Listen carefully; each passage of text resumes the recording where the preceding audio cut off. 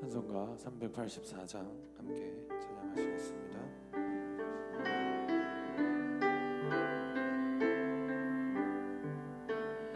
나의 갈 길 다가도록 예수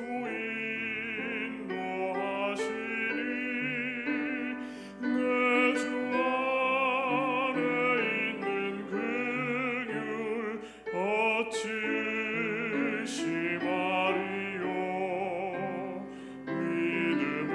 믿음으로 사는 자는 하늘 위로 받겠네. 무슨 일을 만나든지 만사 형통하리라. 무슨 일을 만나든지 만사 형통하리라.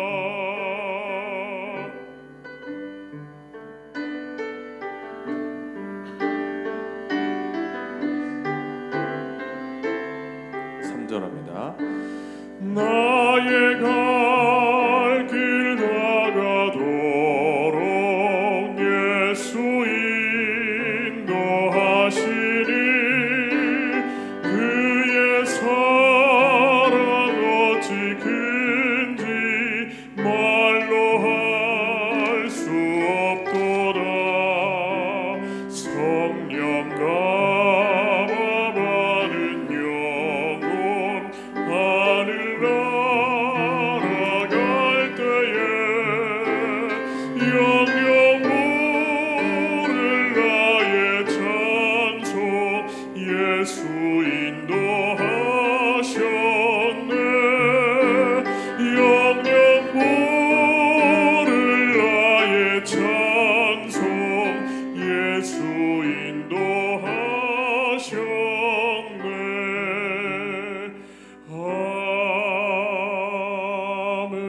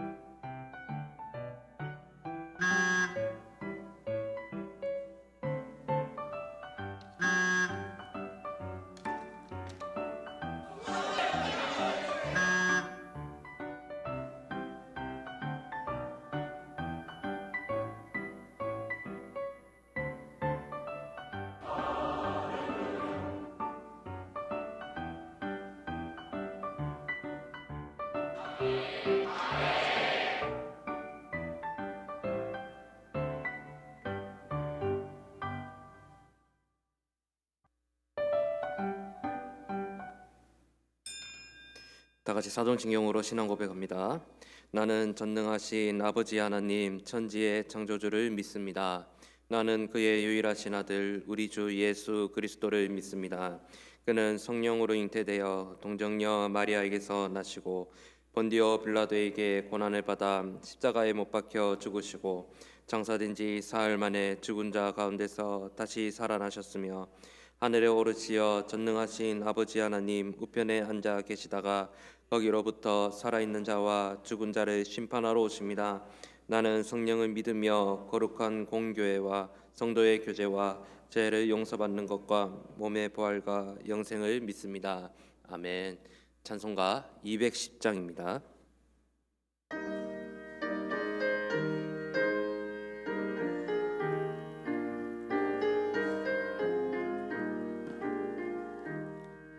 시온 성과 같은 교회 그의 영광 하나 없다.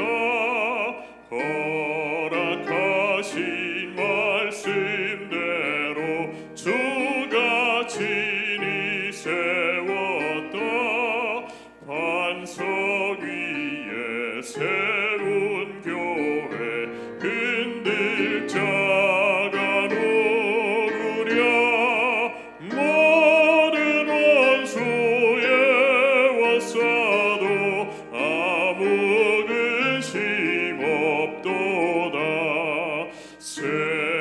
샘이 솟아나와 모든 성도 마시니 언제든지 흘러넘쳐 부족함이 없도다. 이런 물이 흘러가니 목마를 자르구려. 주의 은혜 풍족하여 넘치고도 넘친다. 주의 은혜 내가 받아 시온 백성 되는 때 세상 사람 비방해도 주를 찬송하리라. 세상 헛된 모든 영광 아침 안개가 드나 주의 자녀 받을 복은 영원 무궁하도다.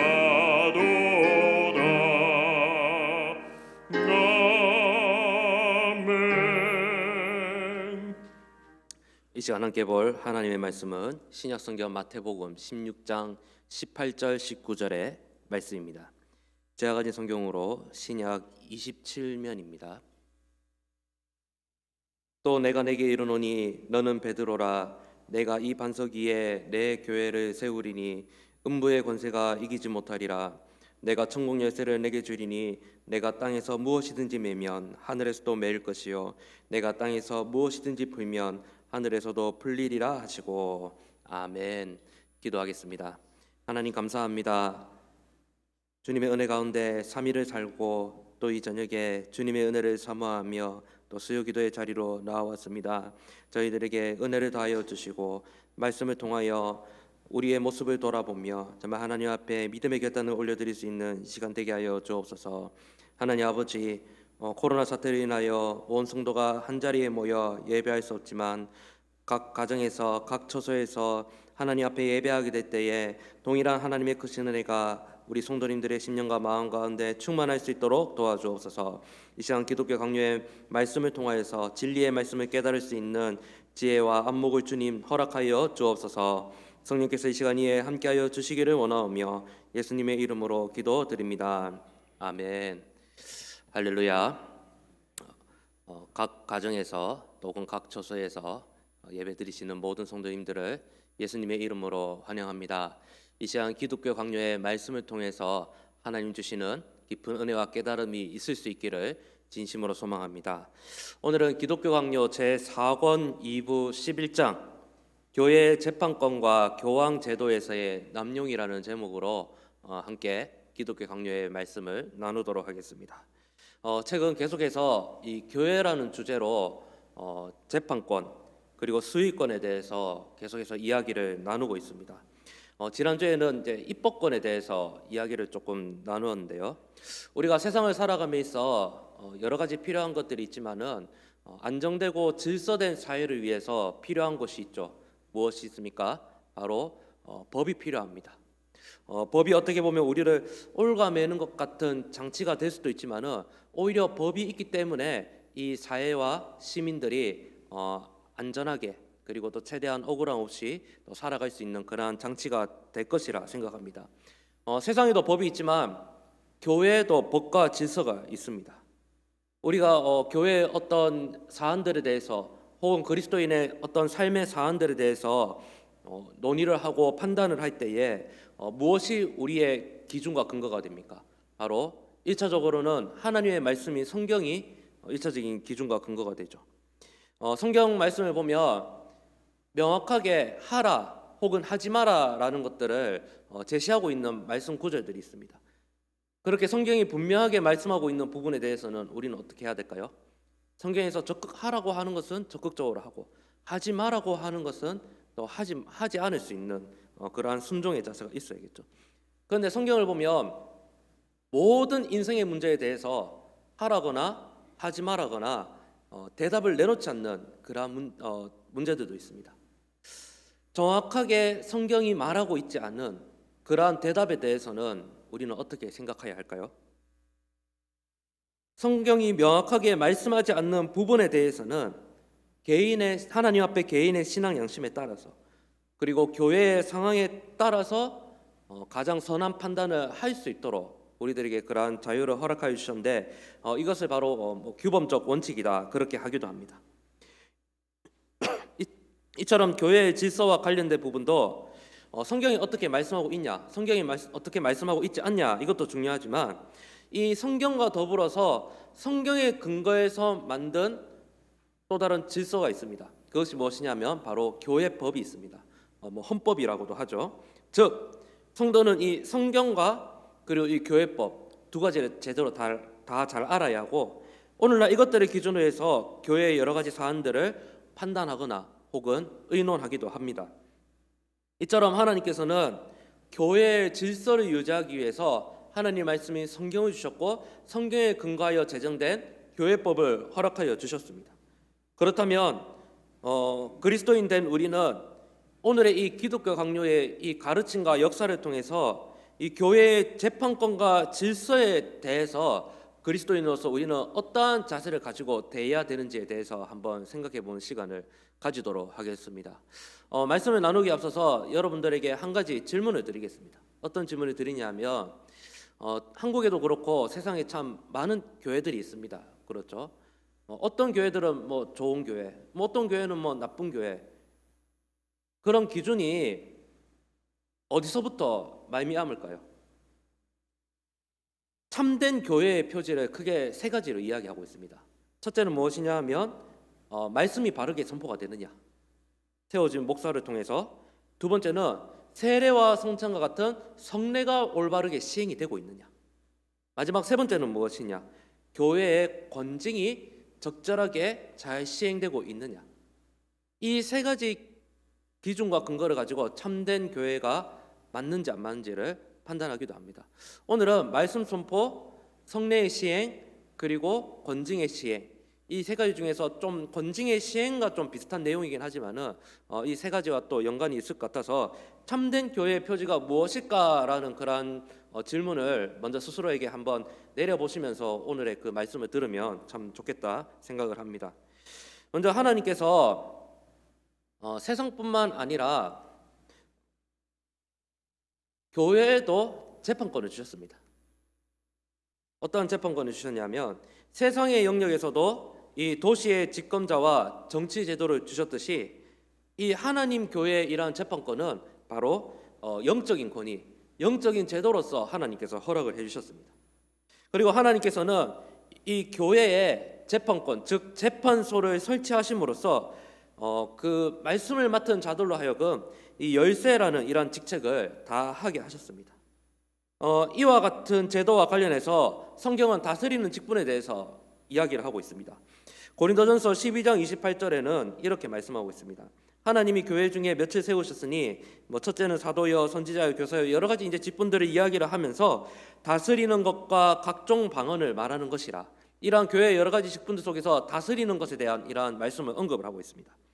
로마서 12장 8절을 보시면, 혹 위로하는 자면 위로하는 일로, 구제하는 자는 성실함으로, 다스리는 자는 부지런함으로, 긍휼을 베푸는 자는 즐거움으로 할 것이니라. 여기서도 다스리는 자에 대한 그런 말씀이 언급이 되어 있습니다. 디모데전서 5장 17절을 보면은 또 이렇게 말씀하죠.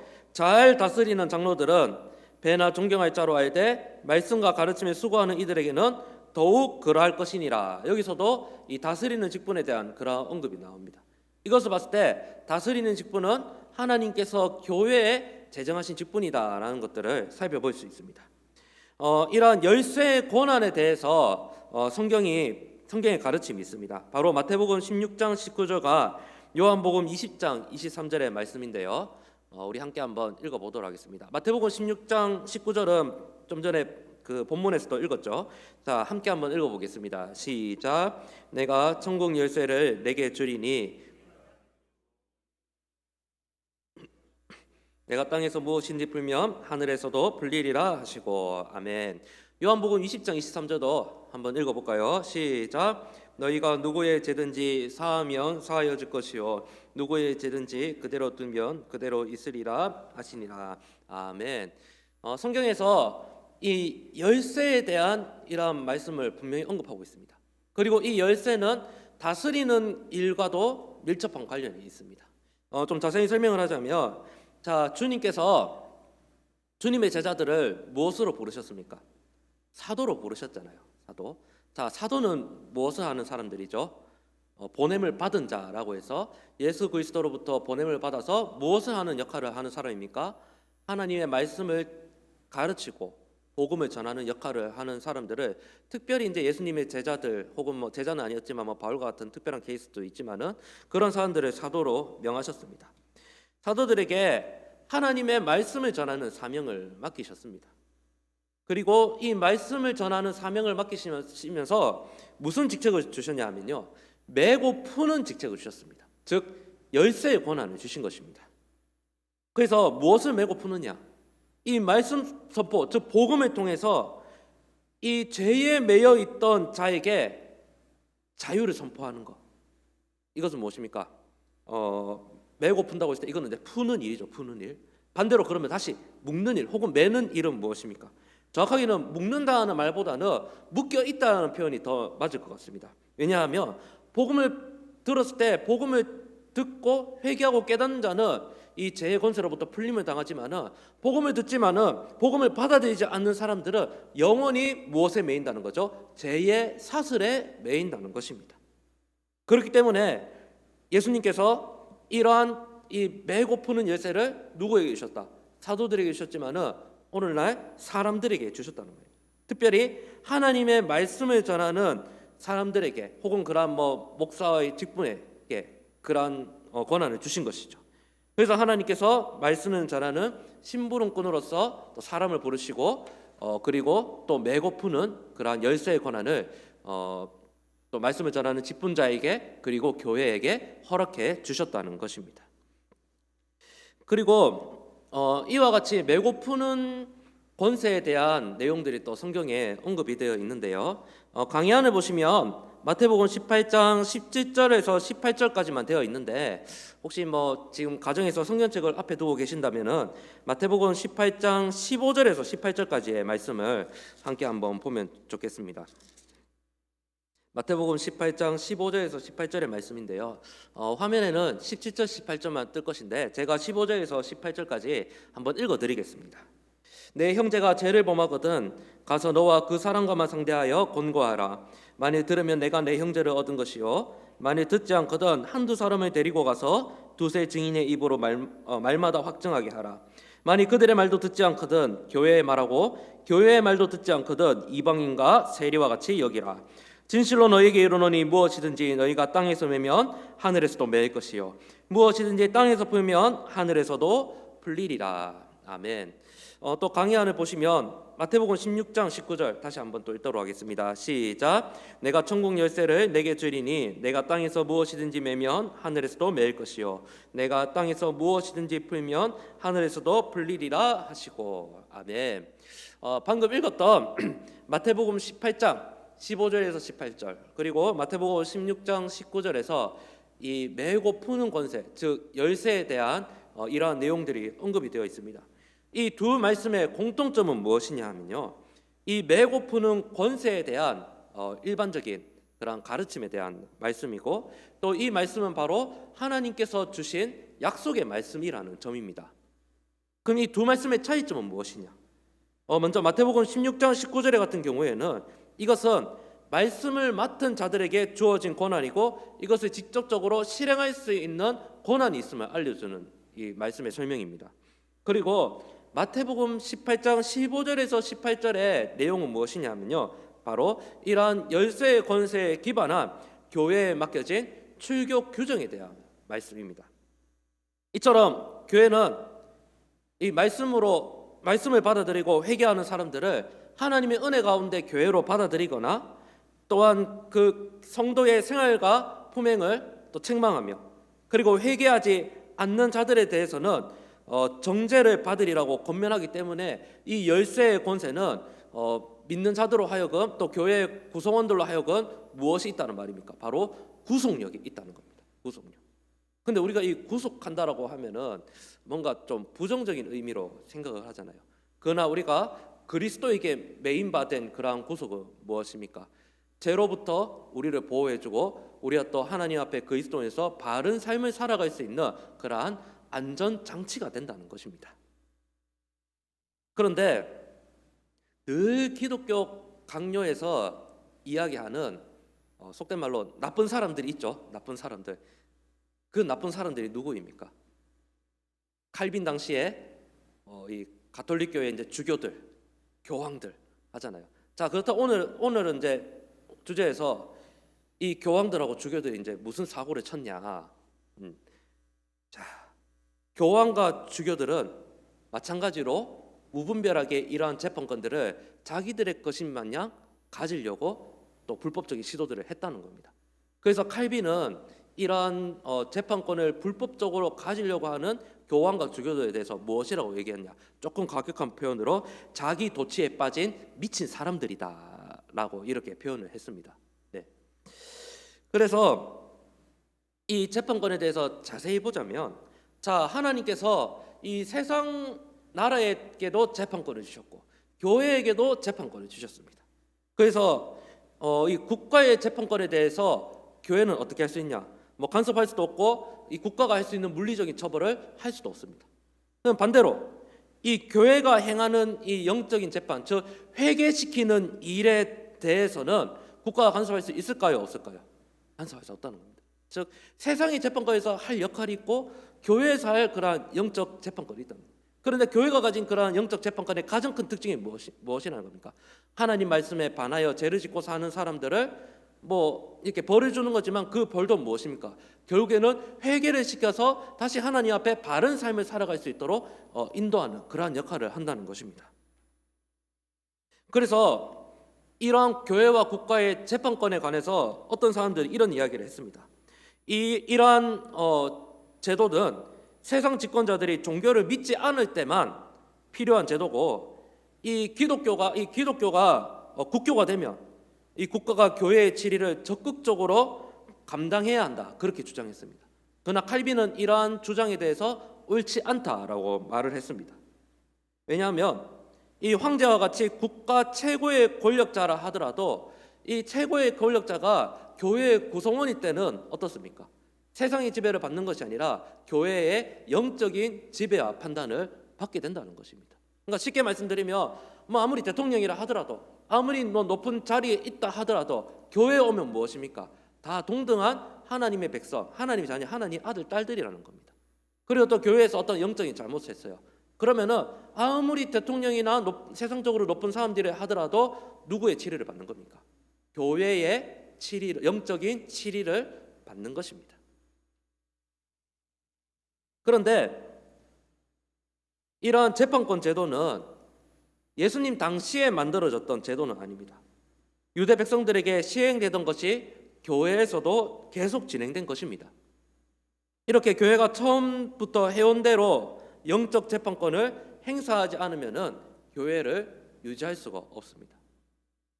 왜냐하면 교회는 단수의 어떤 한 사람의 그것이 아니라 또 예수 그리스도의 중심으로 한 복수의 사랑 공동체지 않습니까?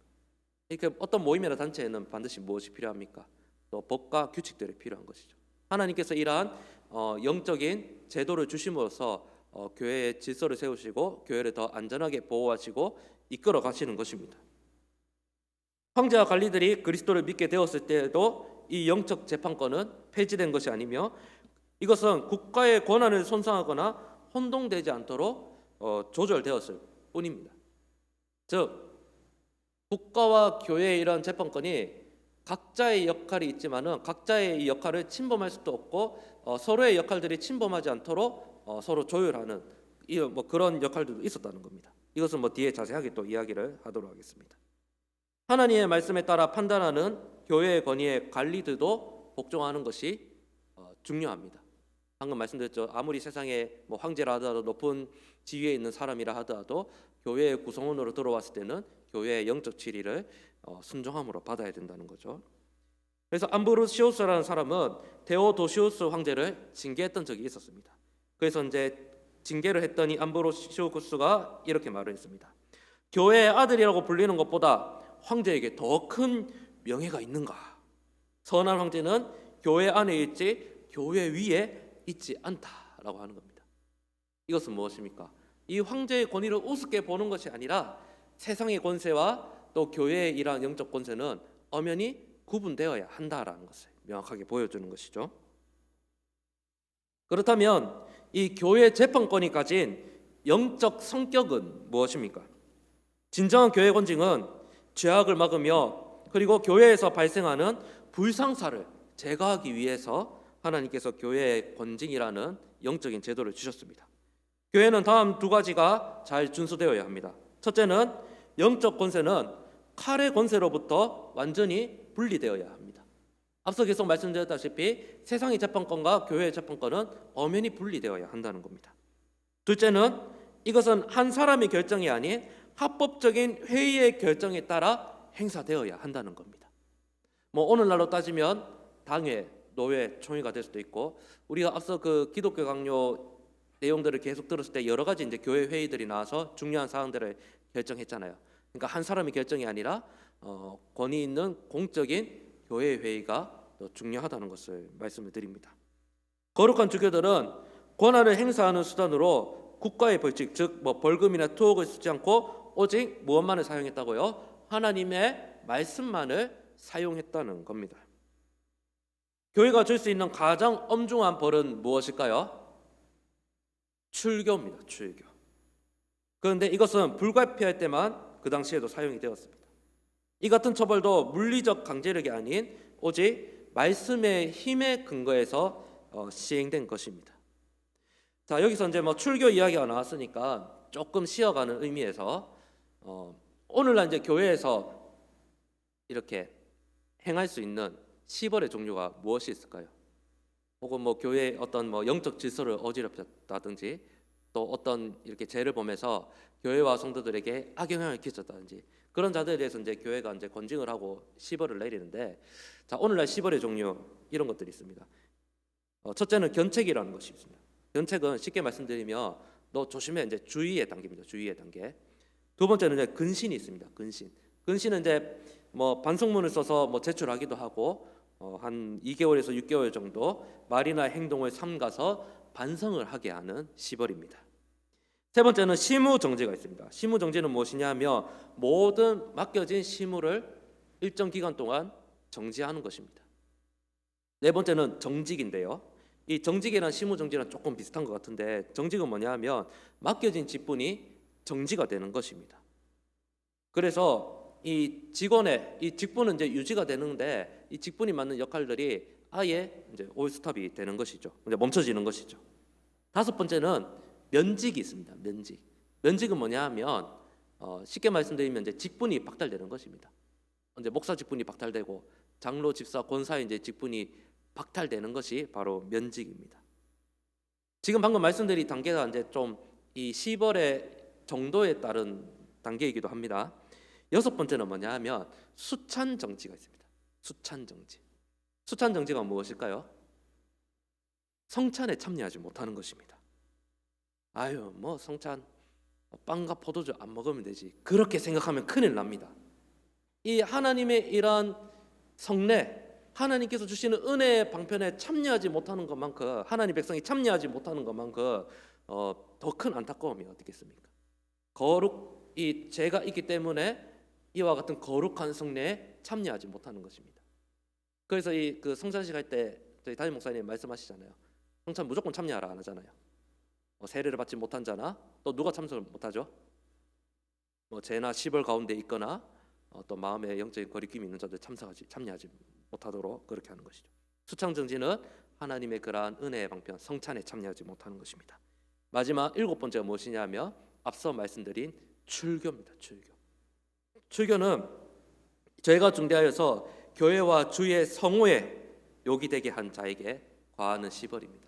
아예 이 사람은 그리스도인이 아닙니다라고 교회로부터 이제 내쫓는 그러한 시벌입니다.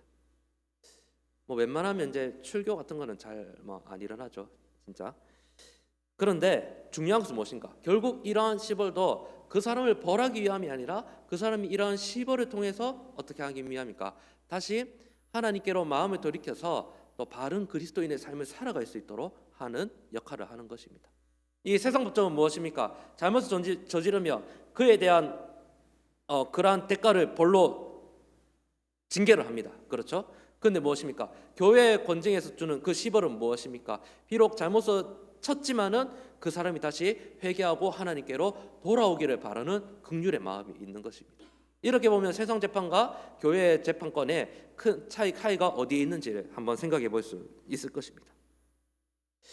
이러한 일은 그리스도의 교훈을 가르침으로써 행해지는 것으로서 이 교훈이 웃음거리가 되지 않기 위해서는 이 믿음의 가족에 속한다고 공언하는 사람들이 이 교훈에 따라 판정이 되어야 합니다. 즉 그리스도 안에서 이 교회 공동체 구성원들에게 이러한 법이 해당되고 적용이 된다라는 말입니다.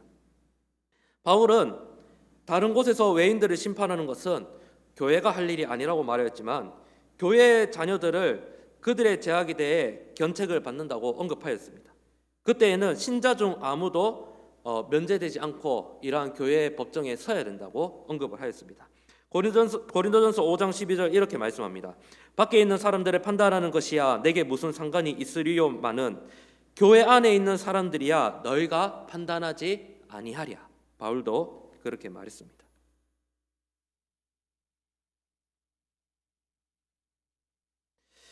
이러한 재판 권한은 앞서 말씀드렸다시피 한 사람이 마음대로 행사할 수 있는 것이 아니라 이 장로의 회의에 속한 일입니다. 교회 재판권은 두 부류의 장로들로 구성된 장로 회의를 통하여서 행사되었습니다. 성경에는 두 가지 직분의 장로가 등장합니다. 초도에 언급드렸던 다스리는 장로가 등장을 하고요. 두 번째는 바로 가르치는 장로가 등장을 합니다. 오늘날에는 이제 이 다스리는 장로가 이제 교회의 이제 장로님들을 생각하시면 좋겠고, 또 가르치는 장로는 저와 같은 이제 목사님들을 생각하면은 좋겠습니다. 그렇게 해서 무엇입니까? 교회는 이제 당회가 있고 또 목사님과 장로님들의 이제 지역의 중심으로 모인 노회가 있고 총회가 있고 또 그렇게 하지 않습니까? 키프리아누스는 이렇게 말했습니다. 나는 주교가 된 후로 사역자들의 충고와 신자들의 찬성을 얻지 않고는 아무 일도 하지 않기로 결심했다.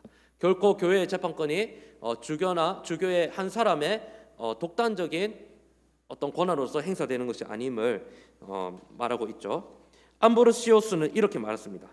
옛적의 회당과 그 이후의 교회에는 장로들이 있어서 그들의 의견을 듣지 않고는 아무 일도 하지 않았다. 어떤 무관심에서인지는 모르지만 이 관습이 없어졌다.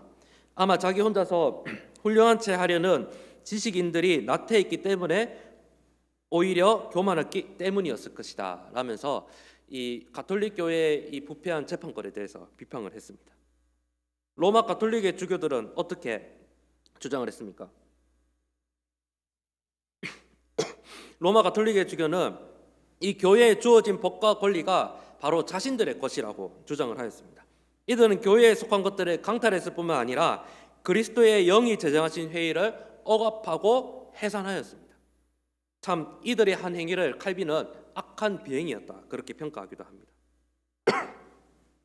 또 이후에 주교들이 교회의 재판권에 대해서 어떠한 장난 노름을 하였냐? 이후에 주교들은 교회의 치리를 전시하여 판사들을 대리로 임명해서 그들에게 맡김으로 말씀에 따라 집행되어야 할 교회 법정을 계속 싸움이 벌어지는 세속 법정처럼 만들어 버렸습니다. 여기서 말하는 이 판사는 바로 세상 법정을 재판하고 판단해야 될 판사들을 교회로 지금 유입을 하여서 이 교회의 법정을 무엇으로 만들어 버린 겁니까? 세상의 법정으로 만들어 버린 것입니다. 이 교회가 시행되어야 할 이러한 영적인 권리를 세상의 권리로 판단해 버린 것입니다. 뭐 예를 들자면 어떤 빈민이 이제 빚이 있었습니다. 빚.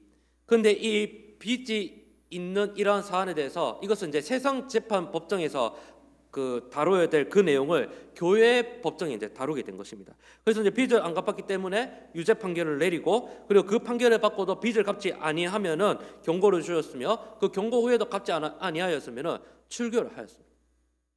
그러니까 이 세상 재판에서 다뤄야 될 내용을 교회 재판에 다룬 잘못된 사례들을 말씀을 드리는 겁니다. 또 한 가지 사례는 이 태만하다는 비난을 모면하려고 제약을 책망하기도 했지만은 음행이나 방탕이나 만취나 기타 유사한 이제 비행들을 내버려 두고 묵인을 함으로써 또 그것들을 알게 모르게 인정하고 조장함으로써 뒤로는 부당하게 이제 돈을 챙기는 그러한 일들을 행했습니다. 이것은 무엇입니까? 이 교회의 이 재판의 권한들을 불법적으로 사용하여 주교들과 교황들이 부당한 이득을 취한 그러한 사례들을 말씀을 드리는 겁니다. 이처럼 교황과 그의 측근들이 자랑하는 이 같은 영적 권세는 하나님의 말씀에 반대되는 일이었습니다. 그러나 이들은 대담하게도 새로운 교회를 만들어 하나님의 말씀에 있던 시초의 순수성에서 신자들을 떠나가게 만들었습니다. 그들이 하나님께서 교회에 주신 재판권을 그들이 사용하기 좋게끔 변질되어 사용을 했다는 것이죠.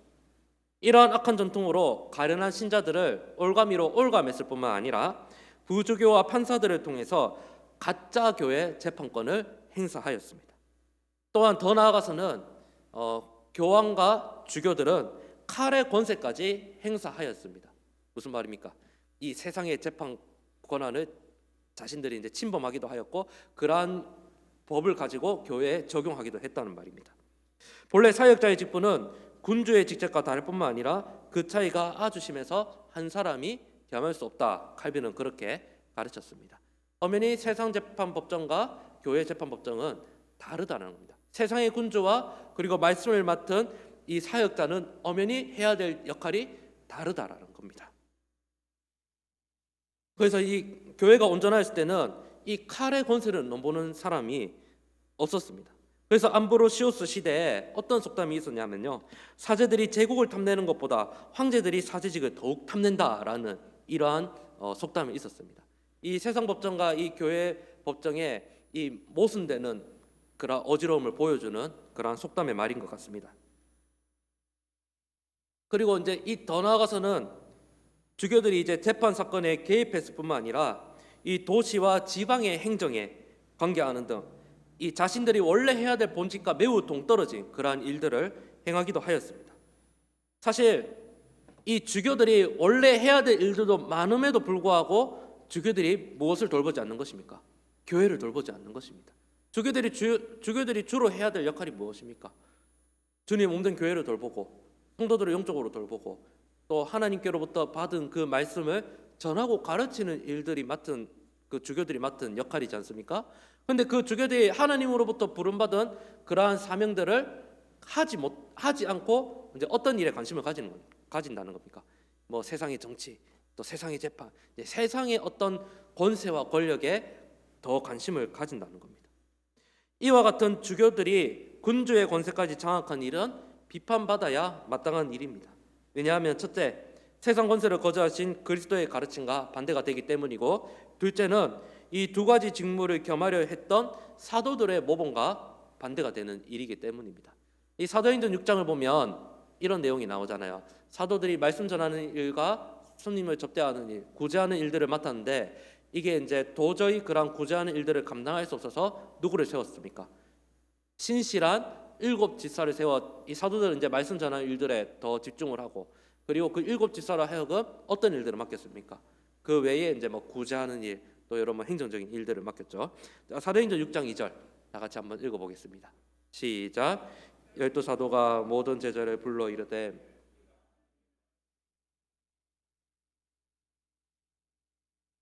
아멘.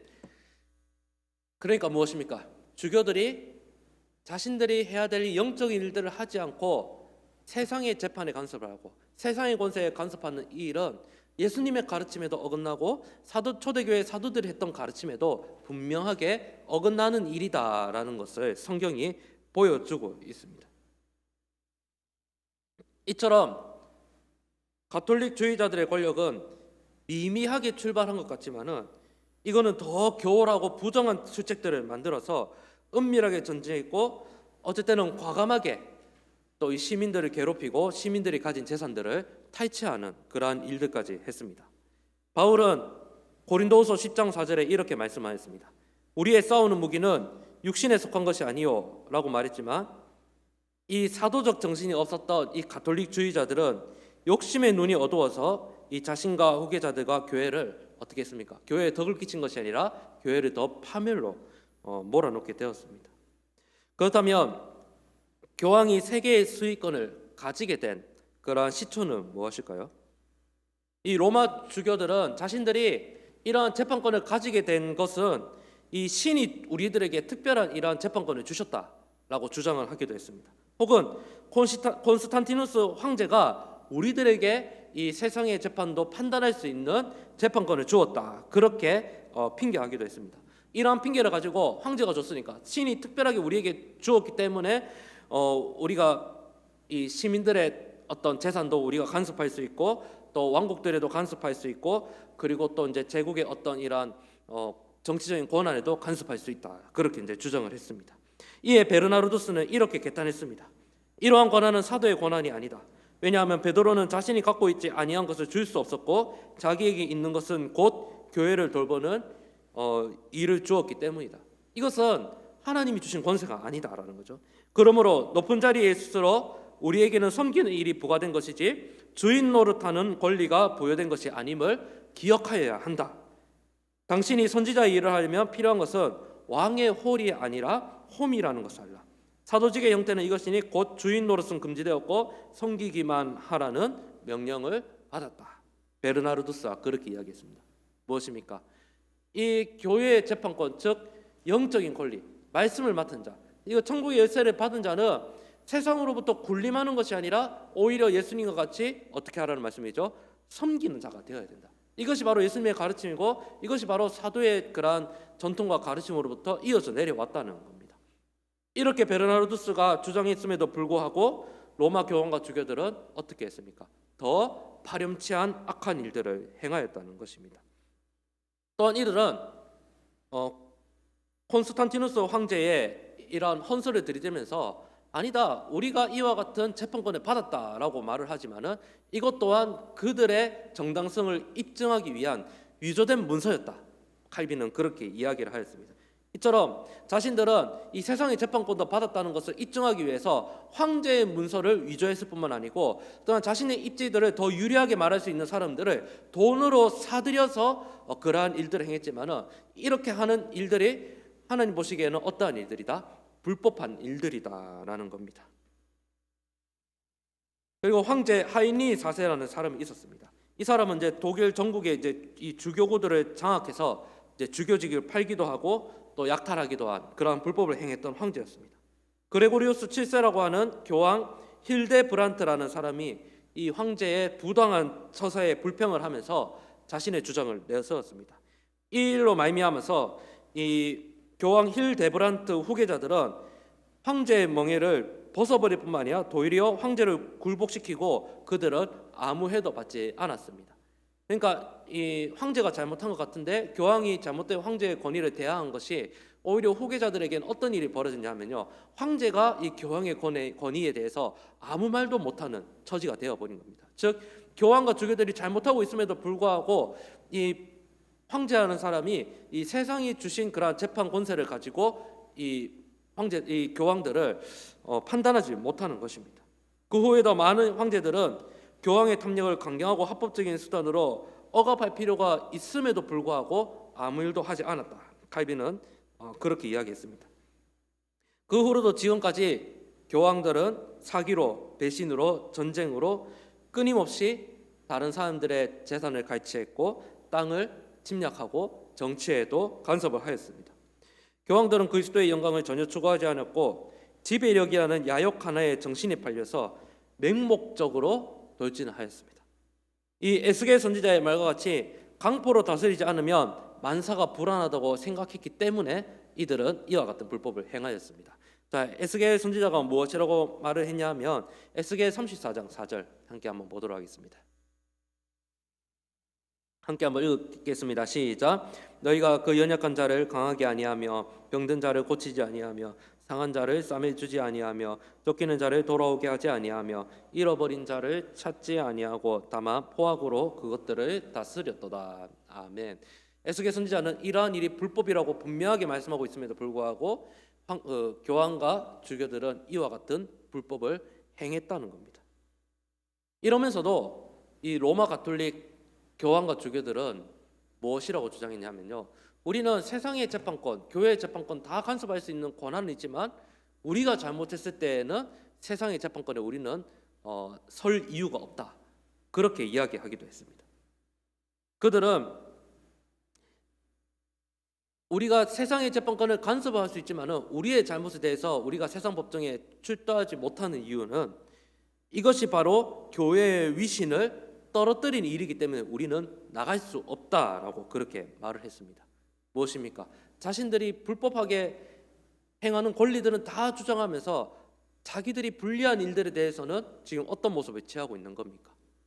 비록 꽁무니를 빼는 그러한 모습을 취하고 있는 것입니다. 그래서 이 콘스탄티누스 황제가 니코메디아 사람들에게 보낸 서한에는 이렇게 기록되어 있습니다. 만약 어떤 주교가 경솔하게 소란을 일으킨다면 그의 오만한 태도는 하나님의 사역자의 공적 권위에 따라, 즉 나의 권위에 따라 제지될 것이다. 발렌티니아누스 2세 황제는 이렇게 말했습니다. 선한 주교들은 황제의 권한에 반대하지 않고 위대한 왕이신 하나님의 계명을 성실하게 지키며 우리의 법률에 복종한다, 그렇게 말했습니다. 즉 무엇입니까? 아무리 영적인 권세를 맡은 천국의 열쇠를 가지고 있는 주교들이라 하더라도 그들이 세상에 나와서 불법한 이들을 행했을 때는 그들을 누가 판단한다는 겁니까? 세상의 법정에서 그들의 잘못에 대하여 재판할 수 있다는 겁니다. 그런데 지금 주교들과 교황들은 무엇이라고 말하는 것입니까? 우리는 세상 법정에 간섭할 권한은 있지만 우리의 잘못에 대해서 우리가 세상의 재판을 받을 이유는 없다라고 하는 것입니다. 그러니까 무엇입니까? 이것이 그들의 주장이 매우 부당하다는 것을 보여주는 것이죠. 이와 같이 세상의 군주들이 교회 문제에 간섭하는 것이 교회를 어지럽게 하기 위함이 아니라 교회의 질서를 유지하려는 것으로서 이렇게 말한 것입니다. 교회의 권징을 해소시키려는 것이 아니라 그것을 확립하려는 것이라면 거룩한 분들은 그런 개입을 비난하지 않았습니다.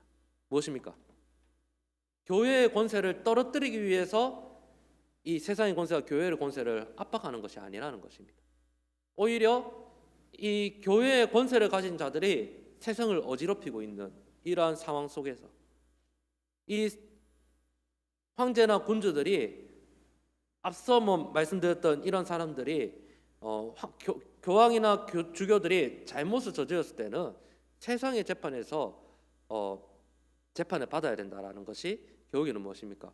교회의 그러한 영적 권위들을 더 지지하고 바로 세워주기 위함이라는 겁니다. 이것은 국가가 교회를 간섭을 하는 것이 아니라 오히려 국가가 교회를 세워주는 일이라면은 교회도 어떠한 자세를 취해야 된다는 겁니까? 교회도 이와 같은 말들에 대해서 또 적극적으로 동참할 수 있는 자세가 있어야 된다는 것입니다. 저 안에 사랑하는 성도 여러분, 오늘의 말씀을 마무리하고자 합니다. 오늘의 말씀을 정리하자면 무엇입니까? 하나님께서 세상뿐만 아니라 교회에도 영적인 재판권을 주셨다는 말입니다. 그것은 바로 이제 천국의 열쇠로서 말씀을 맡은 자들이 하나님의 말씀을 가지고 교회의 영적 질서들을 바로잡을 수 있는 권한을 주셨습니다. 교회의 이러한 권징은 무슨 역할을 하는 것입니까? 잘못한 자들에게 더 벌을 주어서 그들을 책망하는 것이 아니라 그들의 잘못을 깨닫게 하여 다시금 하나님 앞에 바른 삶을 살아갈 수 있도록 도와주기 위해서 하나님께서 그러한 영적 재판의 권세를 허락하여 주셨다는 것입니다. 그런데 칼빈 당시 가톨릭 교회 교황들과 주교들은 이것을 잘못 역이용하여서 이것으로 세상 재판, 세상 권세들에게 간섭을 하였고, 그리고 교회의 영적 재판권의 그러한 권위들을 무너뜨렸다는 것입니다. 초반에 제가 교회의 참된 표지 세 가지를 말씀을 드렸습니다. 무엇이 있다고 했죠? 첫째는 말씀의 바른 선포, 두 번째는 성례의 올바른 시행, 마지막 세 번째가 무엇이라고 했죠? 권징의 적절한 시행이라고 했습니다. 교회는 권징을 하여야 되고 또 하나님 앞에 또 죄를 보면서 교회와 성도들의 영적 질서를 어지럽히는 자들에 대해서는 권징을 시행을 하여야 되죠. 그런데 오늘날의 이 여러 교회들의 실정이 어떻습니까? 권징을 하기도 쉽지 않고 성도들도 그러한 권징을 받으려 하지 않는 그러한 실정이라는 거죠. 그런데 이것을 이런 점에서 생각하면 하나님께서 교회에 이런 재판권을 주신 것이 바로 하나님께서 세우신 영적 질서임을 인정한다면, 그리고 교회가 무엇인지에 대한 그러한 교회의 정체성을 생각을 한다면, 그리고 교회로부터 부름받은 그리스도인이 어떠한 사람인지에 대한 정체성을 생각을 한다면은 교회도 성도들에게 적절한 권징을 시행해야 되고, 성도된 우리도 사실 사람이 그렇잖아요. 내가 잘못한 것을 다른 사람들에게 속된 말로 까발리는 거, 그리고 다른 사람들 앞에서 벌 받는 거 자랑스러운 일입니까? 부끄러운 일입니까? 어떻게 보면 부끄럽잖아요. 네, 내 잘못이 다른 사람들에게 들춰져서 벌 받았습니다 땅땅땅이라고 하는 게 부끄러운 일이잖아요. 그런데 우리가 하나님께로부터 부름받은 그리스도인이고 교회의 구성원이고 하나님의 백성이라면은 하나님께서 세우신 하나님의 법을 따를 필요가 있다는 거라. 그렇다면 무엇입니까? 교회의 공동체의 성도들도 하나님 앞에 겸손한 마음으로 나의 죄를 다시금 돌아볼 수 있게 하는 그러한 권징이 시벌이 나에게 주어진다면은 겸손한 마음으로 그것을 받아들일 수 있는 자세가 있어야 된다. 그래서 이제 이 교회와 성도 간의 이러한 적절한 권징이 잘 시행이 될 때에 하나님의 영광이 더욱 드러나고 주님의 몸된 교회가 아름답게 세워지게 되는 것입니다. 오늘 이러한 이 기독교 강요, 이러한 칼빈의 가르침을 기억하면서 하나님께서 세우신 그러한 이 교회의 영적 권세를 깊이 있게 생각하면서 주님의 몸된 구성원된 우리가 하나님의 그러한 말씀의 질서 앞에 겸손하게 행하며 순종하는 우리 한일교회 성도님들 되실 수 있기를 진심으로 소망합니다. 아멘. 기도하겠습니다. 하나님 아버지, 주님께서 주님의 몸된 교회를 세우셨고 주님의 몸된 교회를 세우셨을 때에 교회의 영적인 질서와 권위를 허락하여 주신 줄 믿습니다. 하나님께서 말씀을 통하여 그러한 권세를 세워주셨음을 믿고 성도된 우리가 그러한 말씀의 권세 앞에 겸손하게 순종하며 우리의 모습들을 날마다 돌아보며 주님의 몸된 교회를 더욱더 아름답게 세워나가는 그러한 믿음의 공동체로 세워질 수 있도록 하나님 인도하여 주옵소서. 감사를 드리며 살아계신 예수님의 이름으로 기도드립니다. 아멘. 546장 찬송입니다. 546장.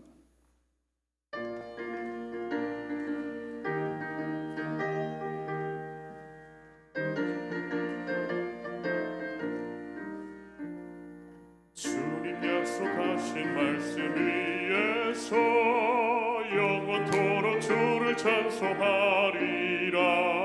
소리 높여 주께 영광 돌리며 약속 믿고 굳게 서리라. 굳게 서리 영원하신 말씀 위에 굳게 서리. 굳게 서리 그 말씀 위에 굳게 서리라. 주님 약속하신 말씀 위에서 세상 염려 내게 엄습할 때에 용감하게 힘써 싸워 이기며 약속 믿고 굳게 서리라. 굳게 서리 영원하신 말씀 위에 굳게 서리. 굳게 서리 그 말씀 위에 굳게 서리라. 주님 약속하신 말씀 위에서 영원하신 주의 사랑 힘입고 성령으로 힘써 싸워 이기며 약속 믿고 굳게 서리라. 굳게 서리 영원하신 말씀 위에 굳게 서리. 굳게 서리 그 말씀 위에 굳게 서리라. 주님 약속하신 말씀 위에서 성령 인도하는 대로 행하며 주님 품에 항상 안식 얻으며 약속 믿고 굳게 서리라.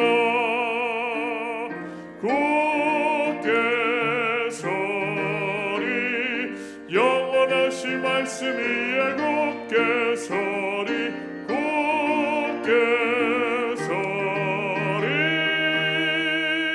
그 말씀 위에 굳게 서리라. 할렐루야. 네, 오늘 참 또 귀한 기독교 강요를 통해서 우리 신앙에 유익한 또 말씀들을 함께 나누었습니다. 정말 우리 교회를 비롯해서 우리 한국의 교회들이 교회에서 권징이 잘 시행될 수 있도록 여러분 정말 많이 기도를 해야 할 것입니다. 근데 사실 권징 시행된다는 것은 참 어려운 일이고요. 뭐 누가 큰 범죄를 저질러 가지고 아까 권징의 7번째 제일 큰 중한 벌이 출교잖아요. 당신 출교요 꽝꽝꽝 하면 보통 사람도 어떻게 할까요? 잘 있어라 나는 간다 그러고 별 부담 없이 떠나겠죠. 권징을 하기 전에 알아서들 떠나는 분위기들도 사실은 많습니다. 그렇게 되는 이유가 뭐냐면 교회에 소속되는 우리 한 몸 공동체가 얼마나 중요한지를 몰라서 그런 거예요. 교회로부터 떨어져 나간다는 게 이제 그 심각하게 어떤 신학적으로 표현하면 구원에서 떨어져 나간다는 것과 마찬가지거든요. 그리스도의 몸에서 떨어져 나간다는 건 매우 심각한 문제인데 그걸 잘 몰라서 그렇습니다. 그리고 이제 권징하는 것은 뭐 이렇게 벌 주는 것이 목적이 아니라 오늘 말씀 잘 나눈 것처럼 그 사람 살리려고 하는 것인데 또 그거 잘 몰라서 그런 것이고요. 그래서 어떤 형태로든 이제 교회가 성도들 영혼들을 살리기 위해서 이제 권징의 형태들이 또 적절하게 잘 시행될 수 있도록 우리가 잘 기도를 해야 되겠습니다. 무엇보다도 내가 범죄했을 때 하나님의 권위 앞에 내가 순복할 수 있는 신앙이 되어야 되겠고, 더욱또 이것이 또 역사적인 면에서 나타났던 것처럼 이런 권위가 잘못 사용되지 않도록도 우리가 기도를 해야 되겠습니다. 오늘 배우신 내용들을 잘 기억하시면서 함께 기도할 수 있기를 바랍니다. 요즘에 이제 코로나 때문에 이제 잃은 것도 있고 또 얻은 것도 있습니다.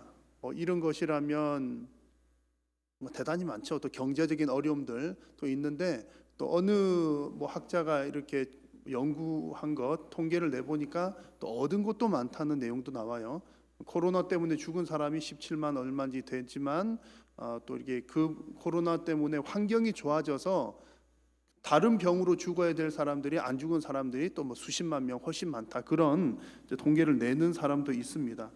어쨌든 우리가 이런 것을 생각할 때 또 그런 어떤 재앙이 닥쳤을 때 우리 성도들이 할 일은 우선에 우리는 무조건 엎드려 기도해야 되고요, 회개하는 것 필요한 일이고, 또 그러나 그 가운데서 베풀어 주시는 또 하나님의 은혜에 대해서 감사하는 것 필요하겠습니다.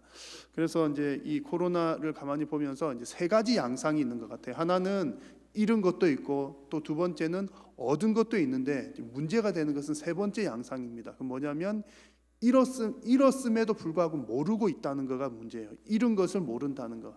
제일 염려가 되는 것은 성도님들의 신앙이 이때 더 좋아지시는 분들이 있는 것은 참 감사한 일이거든요. 지금 집에서 성경을 더 많이 읽으시는 분, 또 기도에 더 열심히 하시는 분들도 많이 계신데 혹 이럴 때 이제 교회 안 가니까 좋다 싶어서 또 신앙을 더 잃어버릴까봐 또 염려가 됩니다. 그래서 잃어버렸는데 이런 것을 모르는 양상이 생겨나지 않도록 또 우리가 위해서 특별히 기도해 주시고, 또 옆에 계신 분들, 또 믿음이 약하신 분들, 또 우리 초신자분들 잘 챙겨 주시면 좋겠습니다.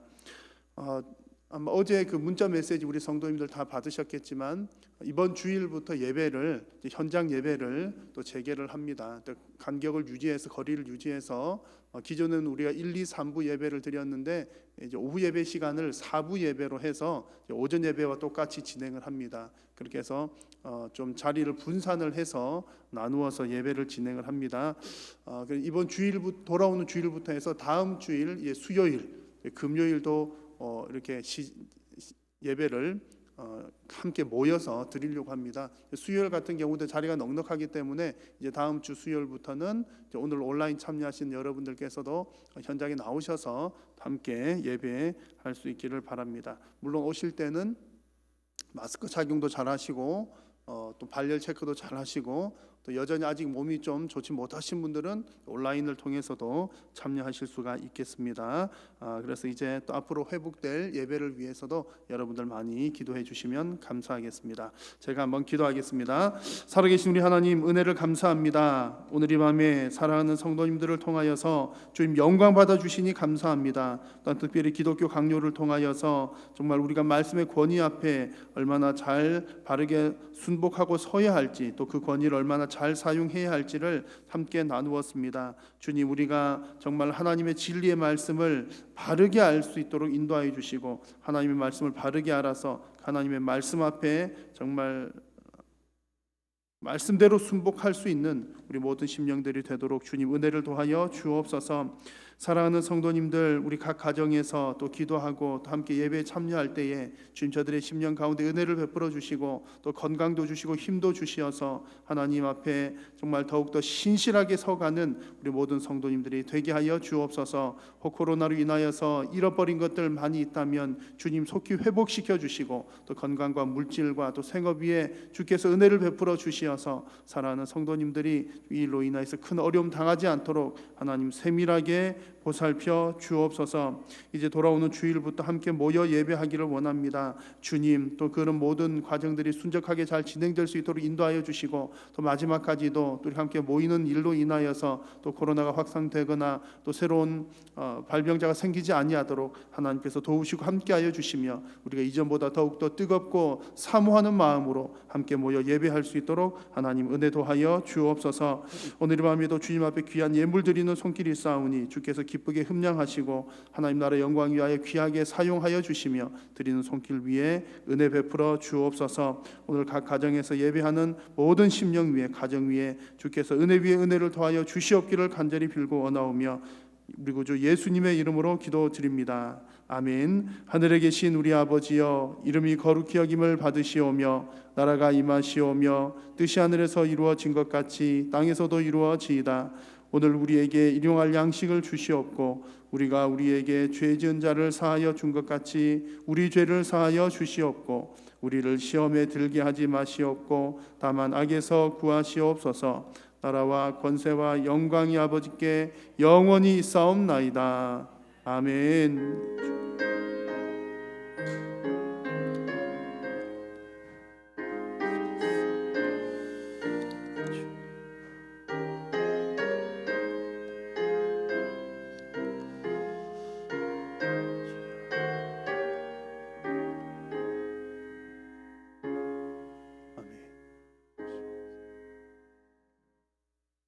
예배를 마쳤습니다. 여러분 가정 위에 하나님의 은혜와 평강이 함께 하시기를 축복합니다.